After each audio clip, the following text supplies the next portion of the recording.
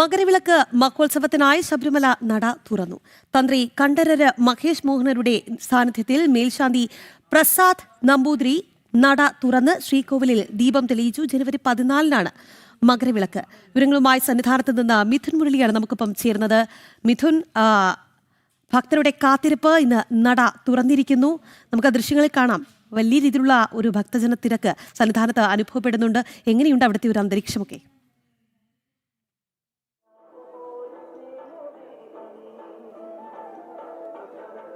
രാഗി, ഭക്തിസാന്ദ്രമായ അന്തരീക്ഷം, ശരണമന്ത്ര മുഖരിതമാക്കുകയാണ് വീണ്ടും സന്നിധാനം. മണ്ഡല പൂജ പൂർത്തിയാക്കി 2 ദിവസം നടയടച്ചതിന് ശേഷം ഇന്ന് വൈകിട്ട് 5 മണിക്ക് നട തുറന്നു. നട തുറന്നപ്പോൾ മുതൽ വലിയ തിരക്ക് അനുഭവപ്പെടുന്നുണ്ട്. രാവിലെ 11 മണി മുതൽ ഭക്തർ പമ്പയിൽ നിന്നും മല കയറി സന്നിധാനത്തേക്ക് എത്തി. 18-ാം പടിക്ക് താഴെ നടപ്പന്തലിൽ മണിക്കൂറുകൾ ഭക്തർ കാത്തുനിന്നു. അതിനുശേഷം മേൽശാന്തി ED പ്രസാദ് നമ്പൂതിരി, തന്ത്രി കണ്ഠരര് മഹേഷ് മോഹനരുടെ സാന്നിധ്യത്തിൽ നട തുറന്ന് ശ്രീകോവിലിൽ ദീപം തെളിയിച്ചതിന് ശേഷം ശ്രീകോവിലിൽ നിന്നുള്ള ദീപവുമായി 18-ാം പടി ഇറങ്ങി ആഴിയിൽ അഗ്നി പകർന്നതോടെ ഭക്തർ 18-ാം പടി കയറി തുടങ്ങി.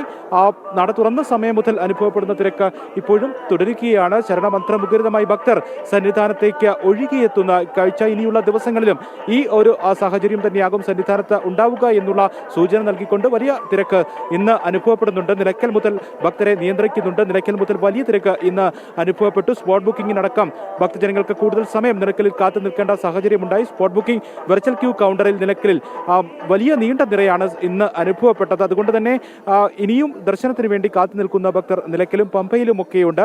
ഇനി മകരവിളക്ക് തീർത്ഥാടനത്തിന്റെ പ്രധാനപ്പെട്ട ചടങ്ങുകൾ ജനുവരി 12-ാം തീയതി പന്തളത്ത് നിന്നും തിരുവാഭരണ ഘോഷയാത്ര പുറപ്പെടും. തിരുവാഭരണ ഘോഷയാത്ര വിവിധ ഇടങ്ങളിലെ സ്വീകരണങ്ങൾ ഏറ്റുവാങ്ങി ജനുവരി 14-ാം തീയതി മകരസംക്രമ നാളിൽ സന്നിധാനത്ത് എത്തും. മകരസംക്രമ നാളിൽ തിരുവാഭരണം ചാർത്തി ഭഗവാന് ദീപാരാധന നടക്കുമ്പോൾ പൊന്നമ്പലമേട്ടിൽ മകര ജ്യോതി തെളിയും. ഇനി തിരുവാഭരണ ഘോഷയാത്ര, തിരുവാഭരണ വിഭൂഷിതനായിട്ടുള്ള ഭഗവാനെ ദർശിക്കുന്നതിനുള്ള ആ ഒരു സമയം, ഒപ്പം തന്നെ മകരജ്യോതി ദർശിക്കുന്നതിനുള്ള സമയം, ഇതിനൊക്കെ വേണ്ടിയുള്ള ഭക്തരുടെ കാത്തിരിപ്പാണ് ഇന്ന് വൈകിട്ട് 5 മണിക്ക് നട തുറന്നപ്പോൾ മുതൽ സന്നിധാനത്ത് ഭക്തിസാന്ദ്രമായി തുടക്കമായത്.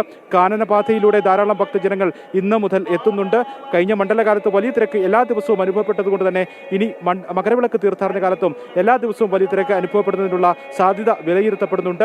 ജനുവരി 14-ാം തീയതി മകരവിളക്കിന് ശേഷം ജനുവരി 19 വരെയാണ് ഭക്തർക്ക് ദർശനം നടത്തുന്നതിനുള്ള സൗകര്യം ഉള്ളത്. ജനുവരി 10-ാം തീയതി രാത്രി 11 മണിക്ക് ഹരിവരാസനപാടി നടയടച്ച് ജനുവരി 20-ാം തീയതി രാവിലെ പന്തളം രാജപ്രതിനിധി ദർശനം നടത്തി മലയിറങ്ങുന്നതോടുകൂടി ഇത്തവണത്തെ മകരവിളക്ക് തീർത്ഥാടനത്തിനും സമാപനമാകും. 2 മാസത്തെ മണ്ഡല മകരവിളക്ക് തീർത്ഥാടനം ജനുവരി 20-ാം തീയതി പന്തളം രാജപ്രതിനിധി ദർശനം നടത്തി മലയിറങ്ങുന്ന ആ ആചാരപരമായ ചടങ്ങുകളോടുകൂടി പൂർത്തിയാകും. ജനുവരി 18 വരെയാണ് ഭക്തർക്ക് നെയ്യഭിഷേകത്തിനുള്ള സൗകര്യം ഉണ്ടാവുക.